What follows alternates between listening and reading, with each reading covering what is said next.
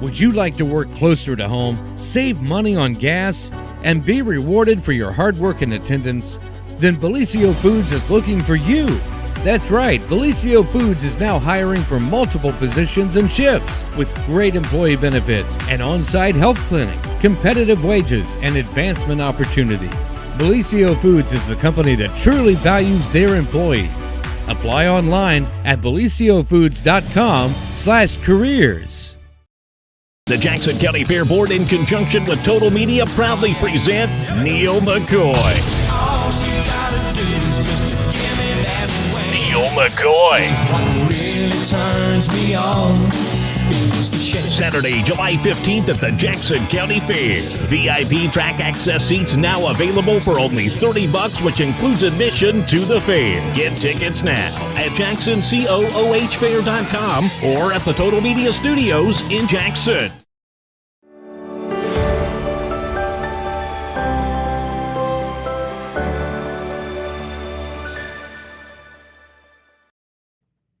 Good morning, everyone, and welcome to the morning show right here on Main Street TV, where we're doing a little impromptu morning news update today, Pete. Yes, we are. The news is always here if you need us here. That's right.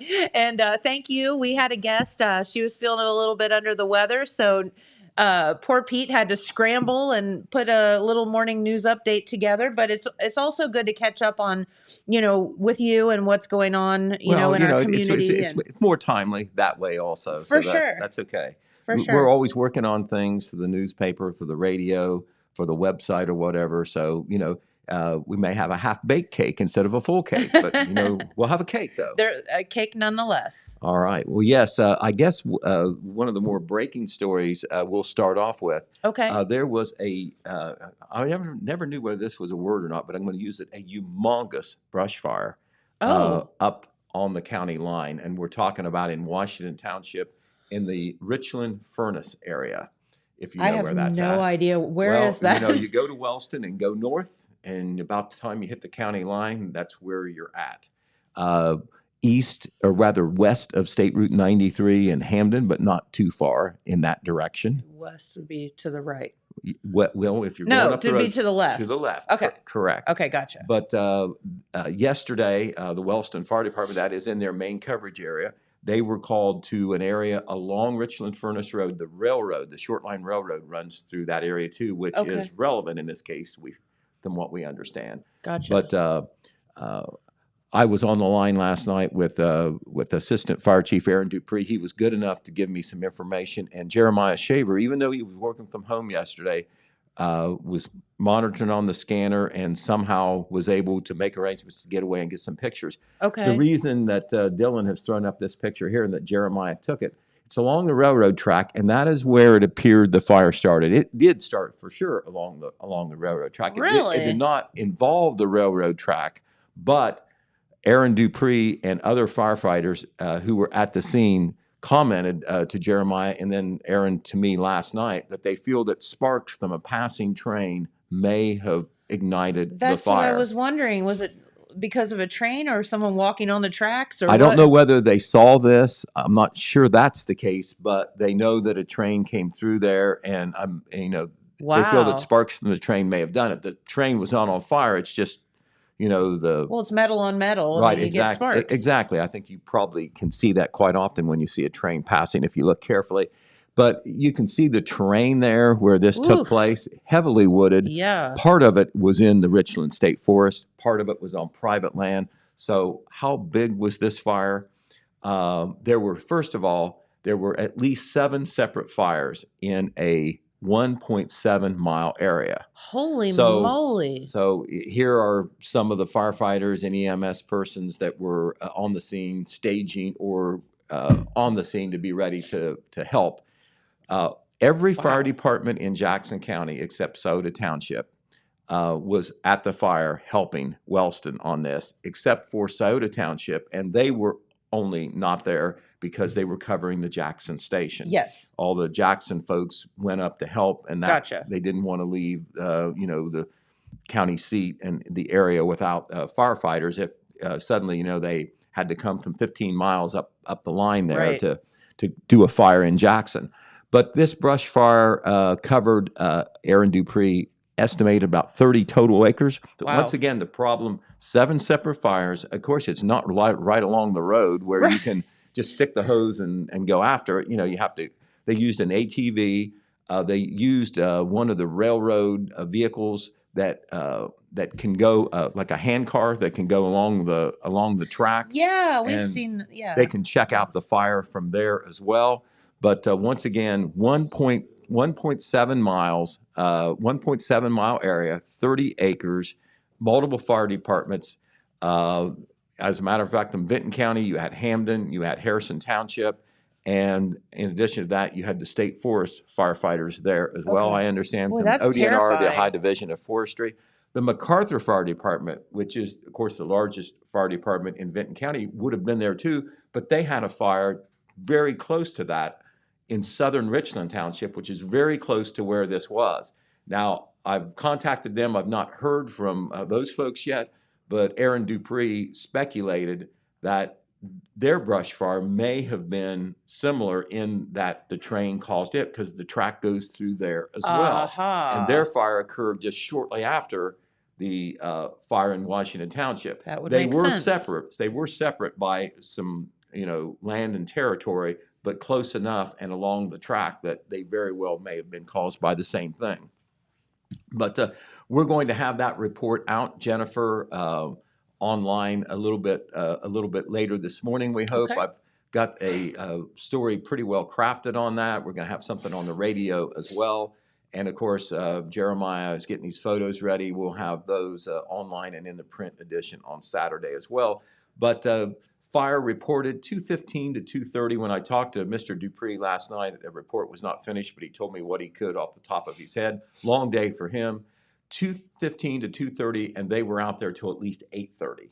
Whoa. And very That's a difficult lot. conditions. Now remember, you got the firefighting gear on, and even though it was a quote wonderful day, Well, it was you- beautiful for us. you're talking about 75 degrees, Yeah. but you don't have firefighter gear Right, on, and correct. you're not toting a 50-pound hose Yeah, around. exactly. So kudos to the firefighters. They were able to get the fire out, but under about the most difficult conditions you can think. First of all, they had to travel a while to get there. Yeah. Kind of on the edge of their territory there, and I don't know how many firefighters were involved, but all these departments were involved. And once again, underscores what all these small fire departments are battling. When a fire happens in the day, manpower is a problem, because so many of the firefighters are volunteers and they may not be available because That's exactly they're right. working, They're and working their jobs. They may be working in Columbus or whatever. Yeah. So it's a real dangerous situation. That involves more fire departments then, because you're trying to get enough people there to get the fire out. In this case, no injuries, no physical structures involved, no houses, sheds, garages, whatever affected. Okay. Dog houses, none of that stuff affected. Good. It was all in wooded area. So that was one of the main stories that we were working on. Another breaking news story. It's not breaking now, but it was earlier in the week, and this was Yes. after, of course, we were on the air on Yep. Main Street TV on Monday. And a very scary situation. An 18-year-old man who with developmental disabilities was lost in the Lake Alma State Park area. The way it turned out, it was not in the state park, but it was near the state park. Yep. It was not too far from Hamden if you take Route 60 east from Hamden, not too far out of the village in Clinton Township. Mm-hmm. But they were looking in the Lake Alma area because they didn't, of course, know exactly where he was. Right. This was the Vinton County Sheriff's Office that was spearheading this, but they got lots of help from Lots of help. from fire departments, the Wellston Fire Department, the Hamden Fire Department, the state park people, of course. They got the aviation unit from the State Yeah. Highway Patrol involved, the Vinton County EMA, the Vinton County EMS, the Wilkesville Fire Department, the MacArthur Fire Department, the Colton Volunteer Fire Department, the High State Highway Patrol troopers, a search team called the Mennonite Search Team. I hadn't heard of them, but they were there. ODOT was helping. The York Township Fire Department, Search and Rescue Canine Services from West Virginia even came. numerous other individuals, volunteers not involved with any emergency services agency there as well. Don't know how many people were there. A lot of people. Right, but this was a search that took place over about a 4 or 5 hour time period, and it did end happily. They found the young man. The concern was 18 years old, but a developmentally disabled individual who was maybe more vulnerable than another adult would have been, and they found him safe and sound. They were able to take him, able to get him back to his parents, and that story was featured, of course, in our paper on Sunday. There is the young man. His name was only released, his first name, Ty. Yeah, Ty. And that is Ty right there. And Ty is okay. Yep. But he's for okay. a while, a lot of people were really worried about him.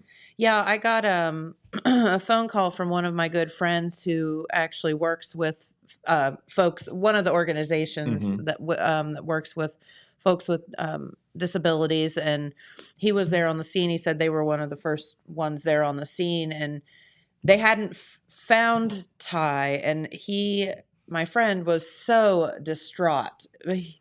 So he called and he was just like, he said it's like something out of a movie though, there's people everywhere and helicopters, and he was so upset though that they couldn't find him. And about the time that we hung up the phone, he sent me a text and said, got him, found him. And he was so excited. So many people though, he said, you would not believe the amount of people that are out here looking for this young man. And he was very proud and thought it was so cool. Well, I tell you what. And of course they found him in a place that they'd already looked. Right. But I think he was probably scared. And right. And we want to give our man Jeremiah Shaver props. He went out on the scene, came from the other end towards Wellston, was not able to get through. They had it all blocked off. Because they had closed roads and everything. Right. They did to help facilitate the search and so forth. They were also afraid that the young man may go out on the road and be vulnerable on that count too. Yes. Didn't know what condition he might have been in. So Jeremiah drove around to the Hamden side, I guess you could say, and there, he was able to get access to the staging area. And as it turned out, they found the young man just about as he was ready to leave. Sheriff Ryan Kane, Vinton County Sheriff Ryan Kane, was very responsive when Jeremiah talked to him, got a nice quote from him. In our story, he was quoted as saying, we are very happy. We would like to thank everyone involved. Yeah. The emergency service agencies are always thankful for the help they get because small departments and whatever, and you got something like this, you need all the eyes and hands bodies, and legs you can get. You just need people to help. Right. And that's what you got. Exactly. And this one turned out good. And, if you don't have that massive effort, who knows? Maybe he's not found. You always worry about darkness falling. Absolutely. And that's what my friend was so scared about. It's scary enough to be out in the woods and you're lost anyway. But then it gets dark. Yeah. And, the weather gets cooler. Yep. Sheriff Kane said, quote, we are very fortunate that it was a good outcome this time. It starts to worry us more as more time goes on, especially on something like this when we have already been 4 hours into an ordeal and he still hasn't been found. Luckily, we did find him and he was okay. Yeah. So that that story, if you haven't picked up on all the details or whatever, or maybe just heard some scanner traffic, heard some talk about it, we've got a pretty good detailed story in Saturday and Wednesday's print edition, and of course online at the telegramnews.com. All right. One thing that we haven't talked about, I think I might have mentioned on one of our shows, but I didn't go in depth about it. I think we have some accompanying photos to show you, and that was a meeting. Not this week, but last week, of the Jackson County Democratic Party, where they had two very important things to do. One was a surprise and one was not a surprise. Okay. The surprise was that Rodney Smith, who has been the chairman of the Jackson County Democratic Party on again, off again for many, many years, was surprised at this Democrat committee meeting. Lisa Parker is the executive committee chair. Mm-hmm. She surprised Rodney by naming him Director Emeritus. Right, and there they are. There is Lisa Parker on the left. That is, of course, Rodney Smith, very familiar figure in Jackson County politics and government. Been on the elections board for a long time too. Remember, he just retired from there after this last primary election. But he was named Director Emeritus of the Jackson County Democratic Party, which means forever, he will have that title, that honorary title of being, one of the main men in the last 4 or 5 decades for the Jackson County Democratic Party. He had announced his retirement in a letter not too long ago that was submitted to the Board of Elections and to the party as well. Also at that meeting, they had to come up with a recommended replacement for a seat on the Board of Elections. Okay. Now, this is not the deputy director position that's been in the news, that's been, a subject of controversy between who is going to get that spot Yes. and who is capable of doing that spot and who should be allowed to be in that spot. That's another story. We're talking about Rodney's Board of Elections seat because he retired from that officially in April. Yep. And Lisa Parker had named this meeting on May 3rd to, as a surprise, not only to honor Rodney, but to replace Rodney on the board. Okay. And they have come up with somebody who certainly has some experience and credentials, and that I think so. that is Kim Milliken. Yes. Now, there is Kim on the left. That's Rodney in the center. He's also in this picture. And that is Elaine Speakman on the right. She is the other Democratic appointed member of the Jackson County Board of Elections. Kim, of course, a lot of folks know her as being the mayor of Colton. Yes. She's in her 3rd term. She has announced that she's going to step down after this current term expires at the end of this year. But Kim, before she moved to Jackson County, before she married Jim Milliken, who we know so well. The dreaded Republican. Right. And that was an interesting. That's always, they crack me up. That was interesting. They're both wonderful people and opinionated. But, backstory, they met at a elections conference in Columbus or somewhere. At that time, Jim was on the Jackson County Board of Elections. Kim was on the Delaware County Board of Elections. Delaware County, a suburban area north of Columbus. As a dreaded Democrat. Right. They met there. They struck up a friendship. They struck up more than a friendship later on. They got married. They did. Kim moved down here to Colton. She became involved with Colton Village government, as Jim already was. Yes. She has been the mayor the last 12 years, has served for $1 a year through some very important times, including a sanitary sewer project that's going on right now. Big one. But anyway, Kim, because of all the experience of the Delaware County Board of Elections, if she was willing to serve, was an obvious, absolutely, an obvious experienced replacement for the Board of Elections. And she's very excited about being on the Board of Elections. She has, in fact, 22 years of experience with the Delaware County Board of Elections. She kind of knows her stuff. First as a clerk, then as assistant director, and also as director.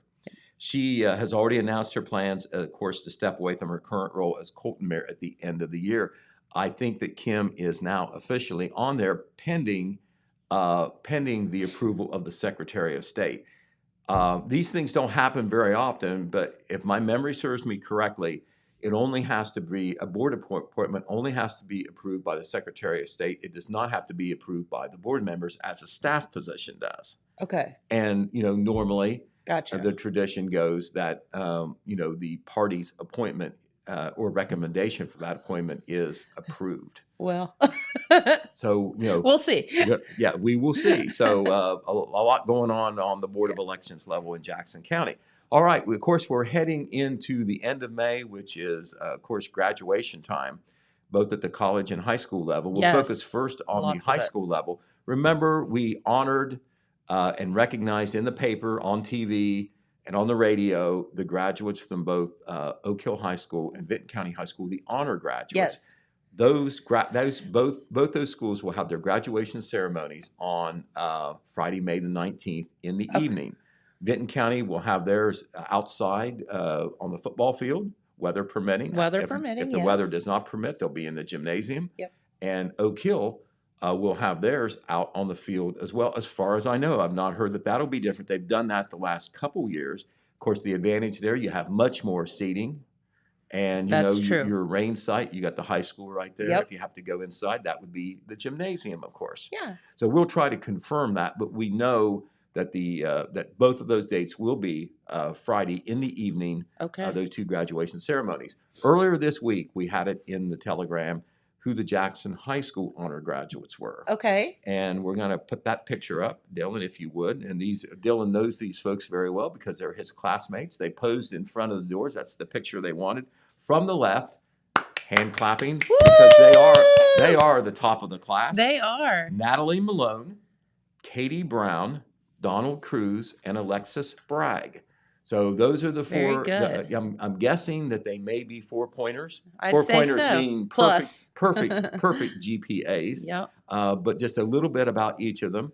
Natalie Malone is the daughter of Linnell and Kendall Miller, and she plans to attend The Ohio State University and major in neuroscience. That sounds easy, doesn't it? Whoa. Okay, Donald Cruz is the son of Christine and Edgar Cruz. He plans to go to Harvard. Yeah, how's that? just where going he to will Harvard. study political science before attending law school. Yep. Okay, if he makes it through there, that means we'll have 2 Harvard lawyers maybe in town. In town, right. Right, we met, of course, our own Bill Martin. Our good friend Bill Martin, yes. Right. Katie Brown is the daughter of Deanna and Phil Howard and Steve Brown. Uh-huh. After graduation, she plans to attend The Ohio State University to earn a Bachelor of Science in Pharmaceutical Science program on a pre-pharmacy track. And Alexis Bragg, she's the daughter of Chad and Amanda Bragg.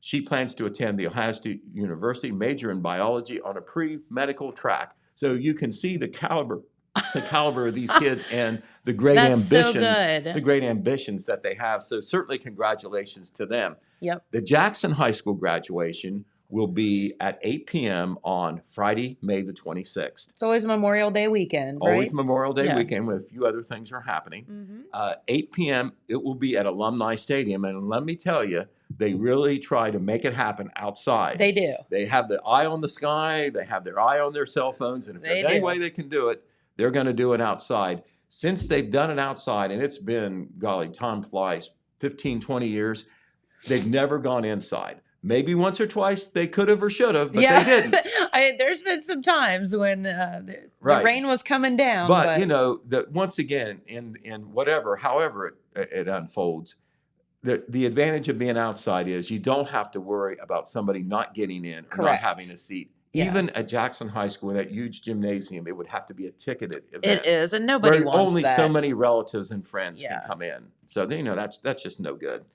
if you can find a way to do it outside. So once again, that's 8 p.m. on May the 26th for the Jackson High School graduates.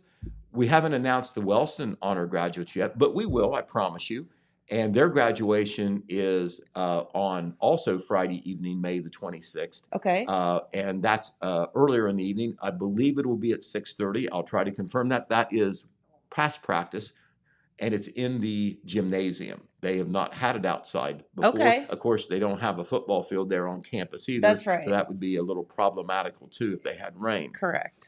All right. Also on the high school level, we don't want to forget, even though the Buckeye Hills Career Center, all those students have home schools, you know, either in Jackson, Benton, or Gallia counties. Sure. That is still the school that they attend during the day. Yes. And they always have what they call a senior celebration ceremony. That is basically their graduation at the vocational school. They have announced that is going to be on Thursday, May the 18th in the amphitheater there at Buckeye Hills. That's outside, 6:30 p.m. Thursday, May the 18th. And here's what they say.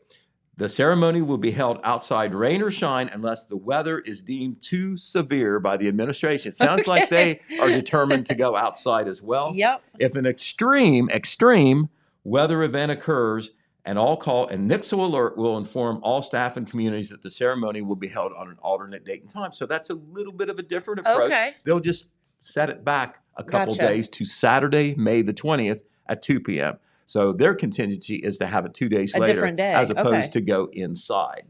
That ceremony will be live streamed on the Buckeye Hills Facebook page. Once again, Love that. Thursday, May the 18th at 6:30 p.m. down there on the Buckeye Hills Career Campus. If you haven't been there before, at Bidwell, I guess it would be north of the University of Rio Grande and Rio Grande. Take a left instead of a right. Yep, exactly. And you'll see it up there on the hill. Yep.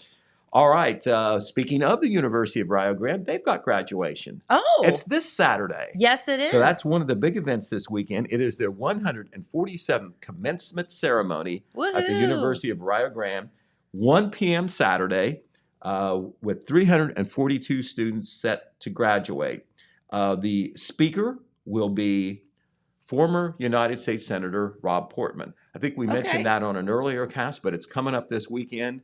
I know I've talked to some of the folks at Rio Grande, very excited about it because, it's one thing to get out of high school, but it's really a big thing to get out of college. Yes, it because is. unless you continue your education, you're jumping right into life then. Yep. And Senator Portman, always had a lot of respect for him. He is a centrist. If I can get a little bit political, he is a Republican, but he can work on both sides of the aisle, and everybody seems to like him. Everybody seems to respect him. They don't say a lot of bad things about Rob Portman. But he decided not to run for re-election this last time, and he is speaking at the University of Rio Grande. He served in 3 presidential administrations as well as 2 terms in the Senate. Before that, 6 terms in Congress. Rob Portman was very integral in us getting our brewing license for the brewery. We got caught in a political squagmire right in between 2 presidents. Right. And I don't know what happened, but somehow our application got put on a desk somewhere. And so he got involved, and the next thing I knew, here we were. So he was very helpful. That's the kind of person he is. And, you turn on the television and you listen to all the dialogue, and you know how polarized our political situation is. You didn't see Rob Portman bad-mouthing people on either side. No. Either the people on the right or the left that, somewhere in the middle that he disagreed with. He spoke his opinion, said why he thought that. Probably some people didn't like what he thought, but it never became personal with Rob Portman, at least in his rhetoric. He actually took the time to come and visit the brewery after we had it up and running, and I thought that was really cool of him too. He's like, "Hey, I had a part in this. I want to see this place." And he is certainly stopped by and hung out with us for a while. Okay, very nice man. Also, I've had the same impression as well when I've dealt with him on the news side. But certainly a very distinguished speaker for the University of Rio Grande. That's awesome. This Saturday. Okay, well, speaking of the end of school, they had the proms at Oak Hill and Wellston High School this last Saturday. Yep. And we have obtained the pictures of the prom royalty. Oh. All right. And Dylan, you can put up whichever one you want, and I will react. Because we had 2 places. Okay, this is the prom royalty at Wellston High School. On the left is the Queen, Lauren Fortner. On the right is the King, Jeffrey Collins. At Wellston High School, they had the walkthrough. They called it the walkthrough. And then after the walkthrough, they had the prom. Yeah. And then they had, the after party at the middle school. So I'm sure it was great. Such a fun They had night. great weather, just as Jackson and Vinton County did the Saturday before. And so now we have the prom royalty from Oak Hill High School. Look at his crown. That's so funny. Yes, there they I love are. it. They were crowned right after the so-called Grand March. That's where they march outside the front of Oak Hill High School into the prom. Then they get fed by Scioto River. That's nice. That's all right. But, we'll take the that. prom king on the left is Ryland Sams. He is Mr. No-Hitter for the baseball team. Okay. And on the left is Katie Johnson. Very so congratulations to them. Yeah. We want to thank at the Telegram because you know what was going on last weekend. Oh, but everything. We were all of it. We sold out to the Turkey Festival, Yeah. and so we won't want to short shrift any of these big events. We want to thank Benny Klein and her photography service for getting us the picture from Wellston High School. We want to thank Rita Malone, who is love her. She has been the principal secretary at Oak Hill for a long time. Wonderful lady, and unfortunately for Oak Hill High School, but fortunately for her, she's going to retire at the end of this school year. But when I need help, I talk to Rita. Yes. And Rita took care of it herself. So very good. Thanks, Rita. We definitely want to thank her. All right, we'll go back to government now. Okay. And Alex Shope covered this, but I will talk about it. Okay. a public figure high up, second in command in state government, always seems to come around southeastern Ohio. So we always give the state officials credit for this when That's right. when they don't get caught up in They nothing know but that the we're Beltway. here. They It's know so that great. we're here south of Route 70. There is part of Ohio that is south of 70. Yes, we're here. And east. And Ohio Lieutenant Governor John Husted knows it. Yes, He has been to does. Bellisio Foods before, but he came back to Bellisio Foods. And I think a week before that, he was at the Buckeye Hills Career Center. Mhm. And then he was at the Rio Grande Center here in Jackson. Yeah, I was at that So, I mean, just event. about It was a really week or cool. at the most two separated his visits. Yeah. But on May the 4th, last Thursday, a week ago today, he took a tour of Bellisio Foods. And he also wanted to see the effects of what is called the Tech Cred program in action. That is one of the governmental programs where government and the private sector works together Yes. to have updated technology and try to do everything together to facilitate employment, starting with the education side and moving right into the workplace, how government can help. Yes. And that is Mr. Husted there. I believe you got Mike Evans there, Uh-huh. who is one of the top vice presidents there. Yep. Nice man at Yes. Bellisio Foods. He's in that picture as well. And we're going to have that story coming in, we hope, our Saturday edition. As I said, the cake is not fully baked, but, I have all these things streaming in my mind on what we're going to be able to fit in. Sure. But that is one of the things that we have ready to That's go. really cool. Certainly important. Bellisio Foods, of course, the biggest employer in the city of Jackson, Yep. and along with General Mills, the biggest employer in Jackson County. And both of those places, we can't say it enough, we never want to take them for granted. Those are big companies. They can go wherever they want. General Mills likes Wellston, and Bellisio Foods likes Jackson. And their problem is they need employees. Yeah. So lots of opportunities there. 100%. Bellisio Foods, of course, on a lot of our media platforms advertising the open positions they have. And That's right. So if you need a job, looking for a job, want to maybe upgrade, Yep. the They have- opportunities are certainly They have there. health care there for their workers. They have, if you're willing to work overnight, Mhm. more money. Right, exactly. So lots of opportunities. The third shift, the shift differential, the bonus, some of the bonuses that they give aside from the pay, so Yep. really opportunities abound. I can remember when sometimes it was hard to find a job anywhere Oh, if you I wanted know, one. And right. so, it's kind of flipped. Yeah. All right, good news in the city of Jackson. We talked about this earlier, but it wasn't a done deal. We're talking about the paving program in the city Okay. of Jackson. They had to open the bids to see exactly how much it was going to cost. Randy Evans had announced last month what he wanted to do this year, up to $1.2 million worth of paving in the city of Jackson, Gotcha. contingent on what the bids were. Well, they opened the bids the last Friday in April, and they came in under 1.2 million. The low bid is $1.17 million by a firm called McKee Paving and Sealing of Nelsonville. They are going to be doing the city paving in all those streets that we talked about that Randy Evans wanted to do this year will be done.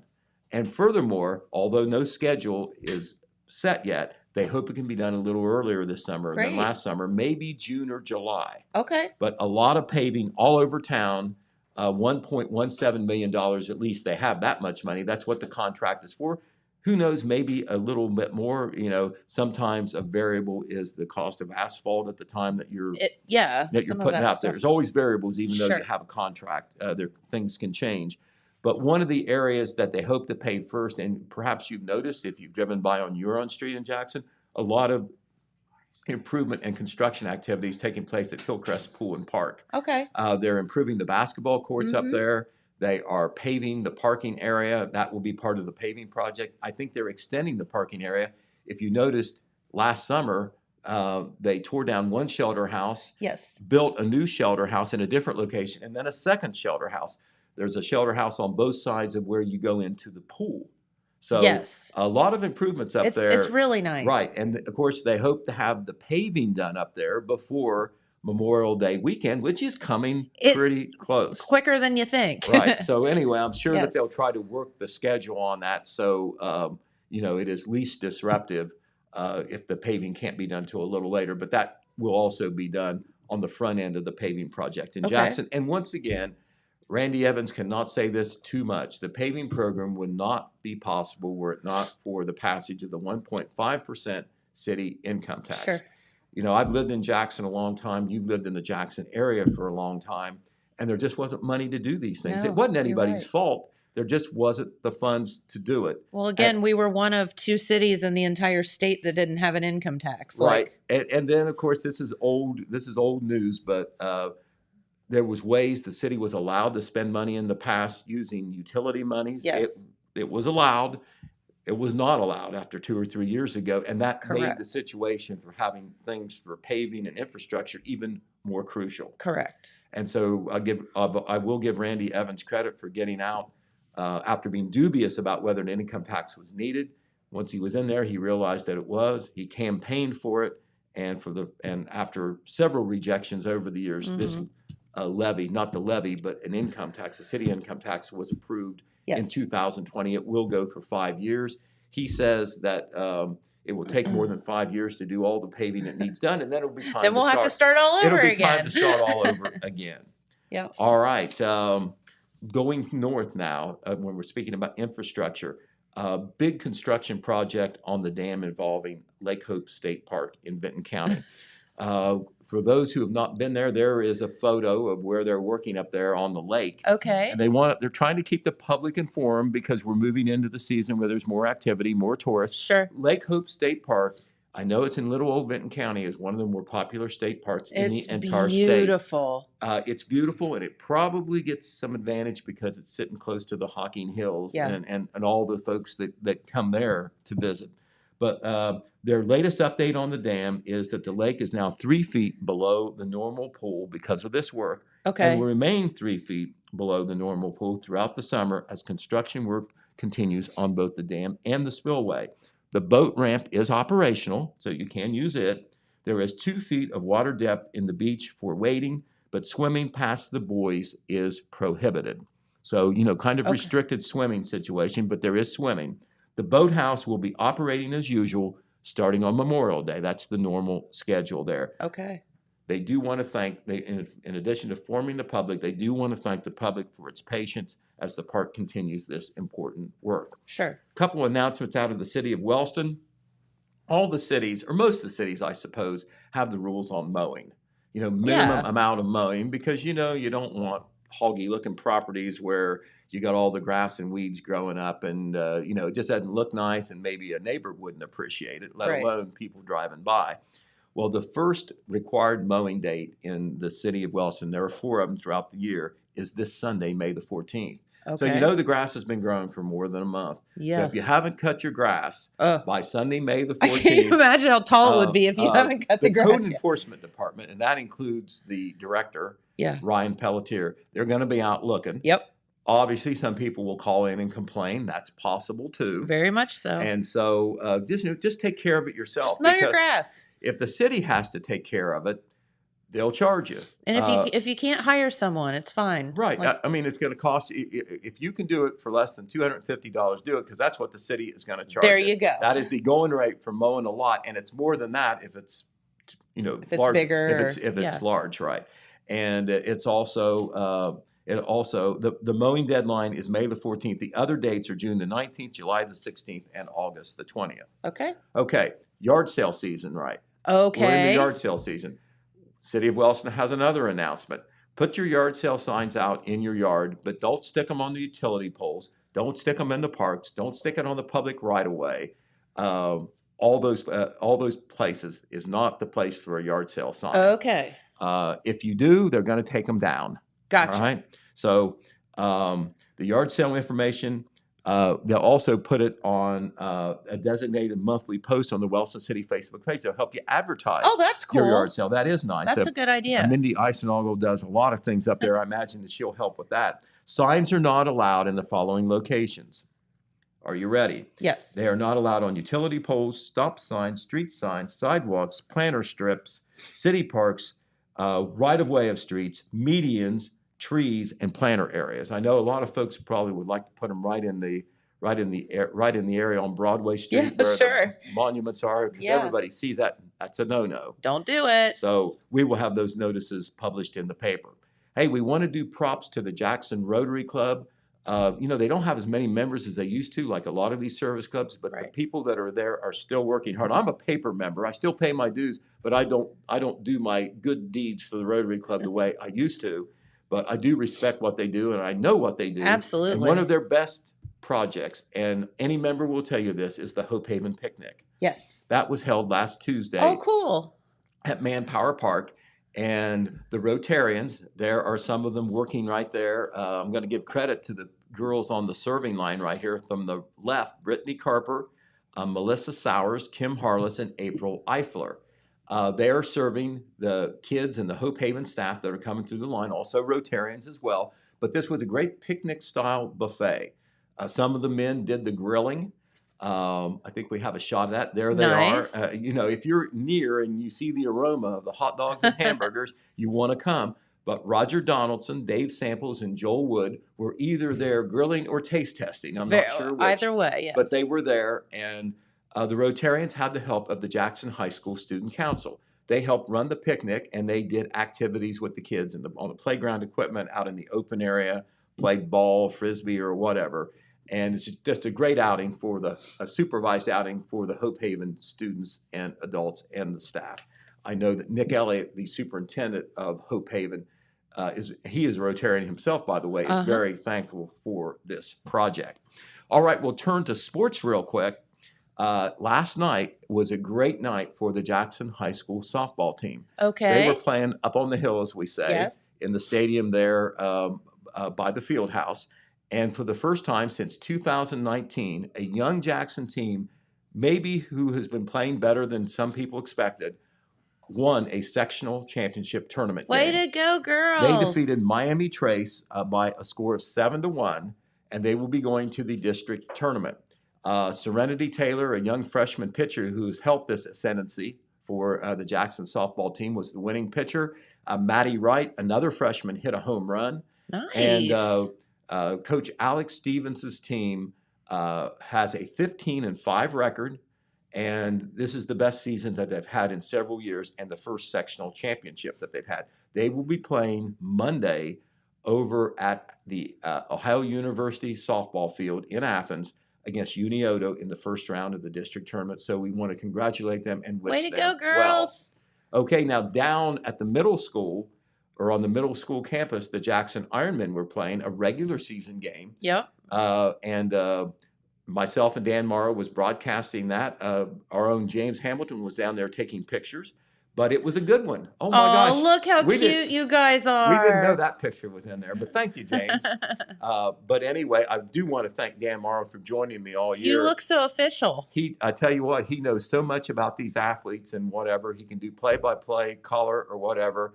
He can put the equipment together much better than I can on the technical end. So he's been there with me all year. And when I can't be there, which does happen, he's able to fill in for me. Very good. I know that on Friday, the Jackson Ironmen play Meigs. We thought that game was going to be on Thursday, but they switched it on us. It's going to be on Friday now. I'm going to be out of town Friday evening, and so Dan is going to do the entire game. And Caleb McGraw, who is the son of head coach Josh McGraw, now playing at the collegiate level at Mount Vernon Nazarene. Yeah. He is going to be the play-by-play. Oh, He's great. going to be the color man for Dan. Yeah. And he was a catcher now at the collegiate level, and so that should be a fun broadcast to listen to. But last night, the Jackson Ironmen seem to have good momentum going into the tournament. That's next week, by the way. Okay. They defeated Athens 11-0 Woof. in 5 innings. Ryan Jones, not Ryan Jones, Ryan Jones's son. Ryan Jones's son, Gavin Jones, pitched a two-hit shutout to lead the Ironmen in that game. There he is throwing one of his pitches. Jackson scored 7 runs in the first inning. It was just a matter of getting through the end because Gavin was under complete control, struck out 7, didn't walk anybody. He is just a sophomore, a right-hander, and he's had a great season. Wow, that's and awesome. so between that and the trouble that Athens had in the first inning, they had 5 errors in one Yeah, inning. James was telling me about that. It kind of opened. Oh man, kind of opened the gates. You know, you hard have to come back from that. Things happen to you. Sometimes the trouble it kind of pancakes and accumulates on you, and you get frustrated, and then it just gets worse. Yeah. Athens got themselves straightened up, but the game was over at the end of the first inning. Basically, It ended up 11-0, and Athens came into the game with a winning record, second place in the TVC. Jackson finished second in the TVC behind one of the best teams in the state, Washington Courthouse. The Ironmen play in the tournament. We're going to be broadcasting. By the way, we are broadcasting Friday's game. Remember, Friday instead of Thursday, and that is a regular season game. Probably the last regular season game of the season, at least on the schedule it is.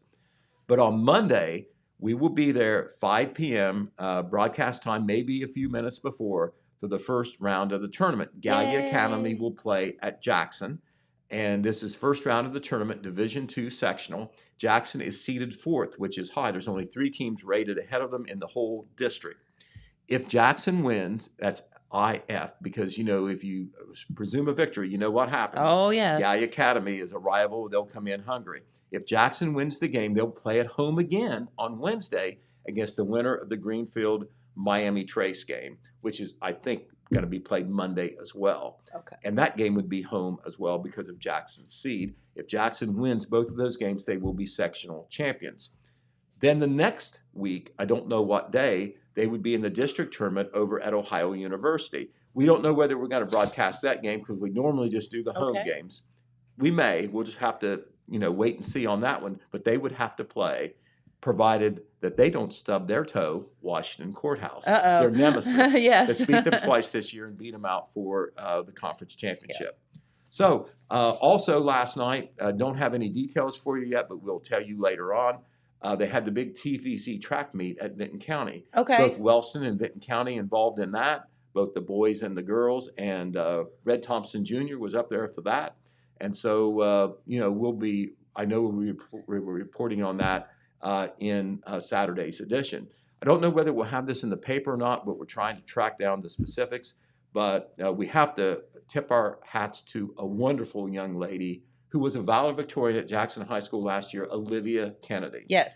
Olivia is a freshman at Northern Kentucky University. They're right across the river from Cincinnati. She runs one of the toughest events in track you ever have, the 800 meter, because it's long. It's kind of long, but it's kind of a sprint. It's fast. Too. Yeah. Right, you got to run really fast. Yes. And not just through 100 meters, 800 meters. Yes. Some people say that or the 400 meters is the toughest race. Because you're sprinting it, that's basically. all opinion, but that's what I hear the track people say. Yeah. But what has Olivia done as a freshman? She won the conference championship in the Horizon League last weekend. Not sure whether that was on Friday or Saturday. Good job, Olivia. She was the champion, and in doing so, she beat her own personal record. Of course she did, because she's awesome. Right. And as I said, one of the valedictorians. And remember, with Olivia, of course she's got some athletic talent, but she also works her tail off. Yep. And she that does. has as much to do with her athletic success as anything. And, the sky is the limit for that young lady athletically and in her professional life. Yep. So we hope to get some information on that, but we did want to share it here on Main Street TV. Very good. All right. Once again, it's kind of a slow this weekend, but a lot of events going on. Of course, the Rio Grande commencement, and then the next weekend we'll get busier. We got the 2 graduations, and then Memorial Day weekend is crazy. Then it's just on. Not only do we have the Jackson and Wellston High School graduations, but we will have the Festival of Flags in Oak Hill. We're starting to get information from that. Did you know that Total Media is the stage sponsor for the Oak Hill Festival of Flags? Very good. Right. I mean, we supported the Turkey Festival. We had a big presence there. Yep. Well, we're going to be big supporters of the Festival of Flags, too. We're always going to cover it. They have, much like the Turkey Festival, a fairly small ad hoc committee that pulls all this together. Yeah, they do.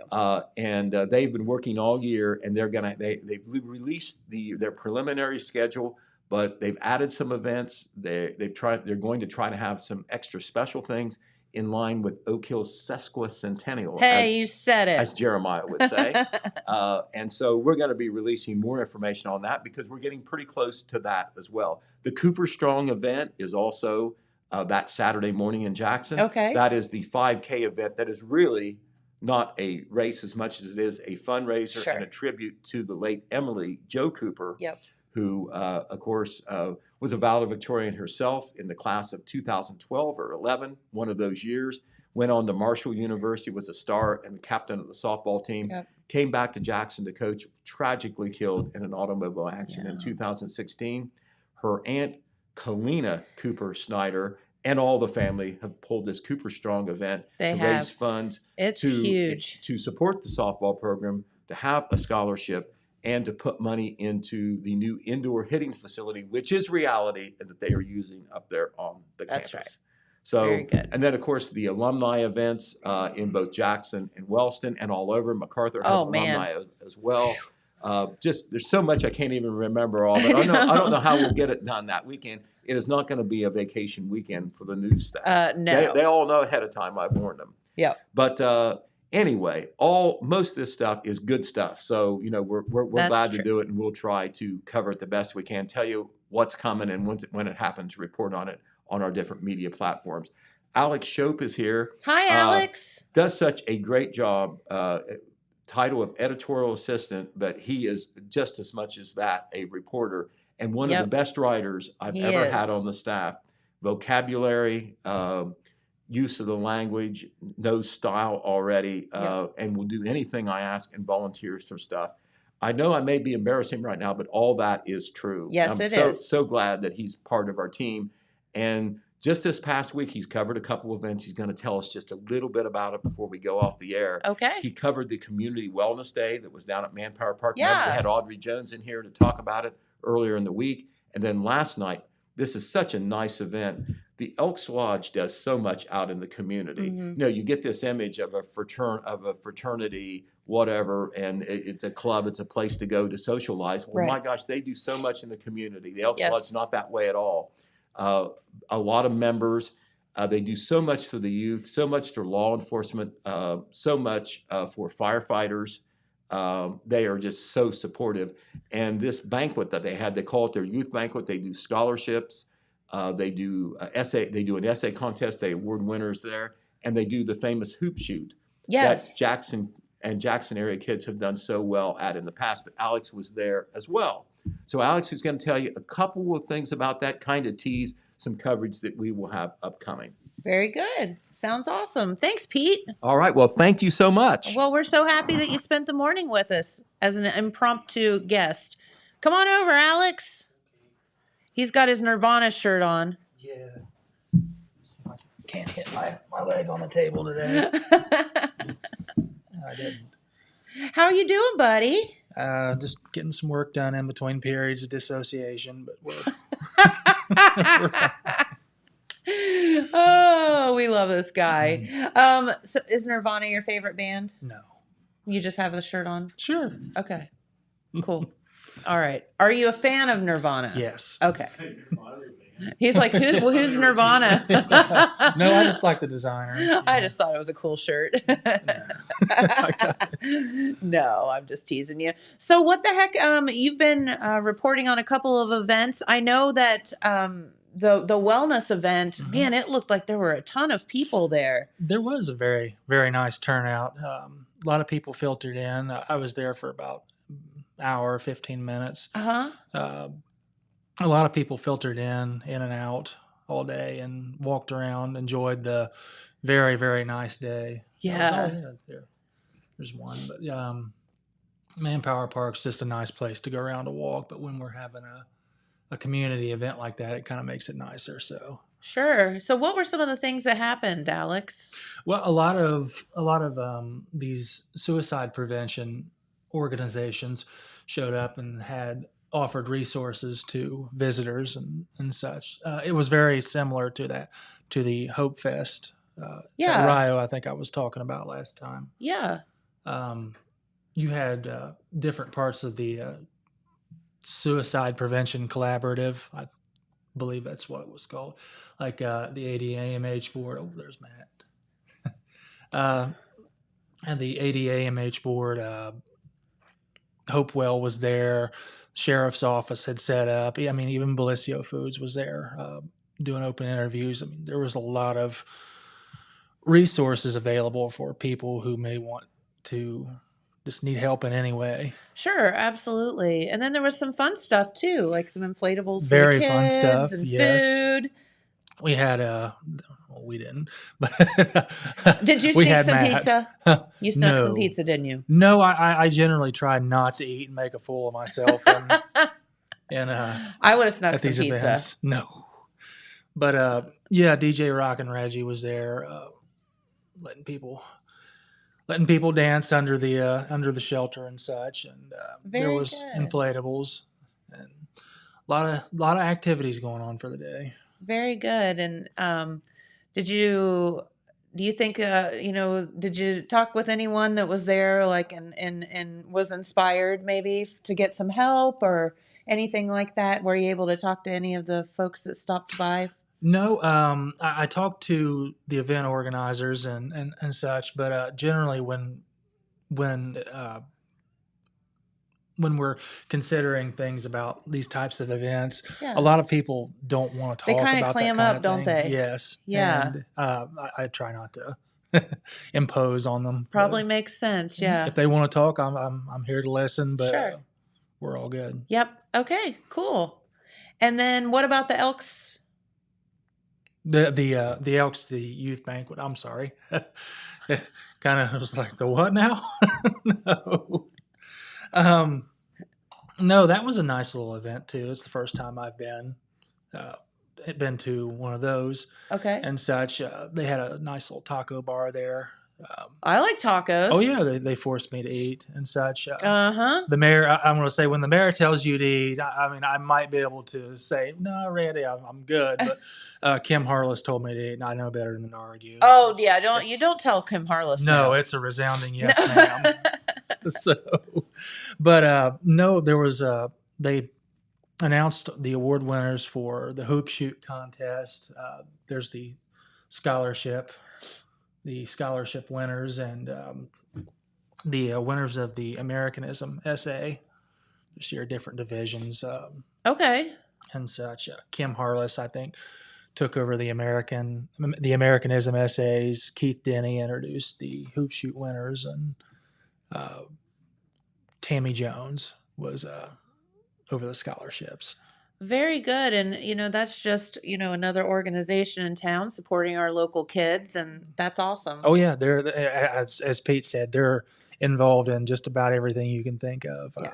It's Elk Shares, Elk Cares, Elk Shares. So I think it's in one of those orders. Something like that anyway, Yes. right? Yes, and it very much encompasses what they do because they do care about their communities. Yeah. That's they do. very clear in their actions. And they had a taco bar, And they had a taco bar, so what's not to love? right? So what's your favorite kind of taco, Alex? Meat and cheese. Are you a plain eater, or do you like funky crazy stuff? Kind of both. It just depends on what it is. It's just I think I'm making some honey lime coconut chicken tonight, but then again, when That sounds good. I'll be it's like over. oh yeah, sure. It's like a Thai dish and such, but All right. Well, tell us how you make that, because it sounds delicious. oh goodness, chicken sauce. What is it? It's chicken, honey, and lime. Yeah. No, I've got my recipe written down somewhere, but Okay. But no, it's just baked chicken in a nice little sauce. But if you're getting me in front of a hamburger or anything else like that, I just want cheese and bacon on it. Uh-huh. Just differing tastes. I think I've gotten better since I've gotten older from when I was a picky little kid. So No, I get that. It's funny how your tastes change too, isn't it? oh yes, very much.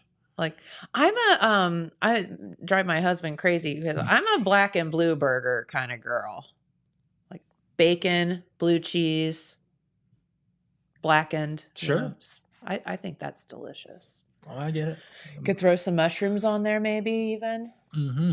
So Jamie is he loves all kind of different foods and whatever, but you get to a burger and if it's not just basic American cheese and I mean, you all are agreeing. Yeah, no, I'm right there with him. I mean, I agree.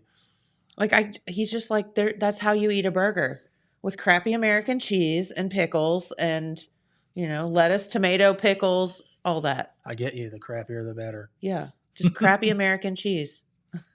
But it's delicious. It is. Why is it so good? I don't know. We go to Arch and Eddie's is our favorite, not our favorite place to eat around here, and they're about the only burger joint I've ever went to that can make a burger as good or better than I can, and they're also the only burger joint that when I tell them. Cook it as little as possible. I want it as raw as you're allowed to give it to me. Oh, God. Yes. Yeah. They'll do it. They do it. Yeah. So kudos to them. I love them. That's right. I take my food seriously, as is extremely obvious. No, it is. That's awesome. Well, we'll be over tonight for some honey coconut lime chicken. I'll have several people at the door. Okay. It's all very good. All right. Well, thank you for spending your morning with us. Dylan has a video for us. Can we put that off till tomorrow, Dylan? Okay. He says yes, because we want to make sure that Dylan gets his time. He's been working on a new video, so we're going to play that here. So thanks, Alex. All right. Well, let's get out of here for the day. Tomorrow, I think we have some friends from Holzer that will be here chatting about an event that they have coming up that everybody should attend. It's a really good one. So until then, have a great day, and we'll see you here tomorrow. Bye. At Vinton County National Bank, we believe in supporting the areas where we live and work. Now, we'd like to honor those who also serve our communities. Our new Community Champions account is especially for first responders, veterans, active military, and anyone employed in the fields of healthcare or education. This account offers rewards, discounts, and other benefits to those who give so much to others. Vinton County National Bank, rewarding those who serve.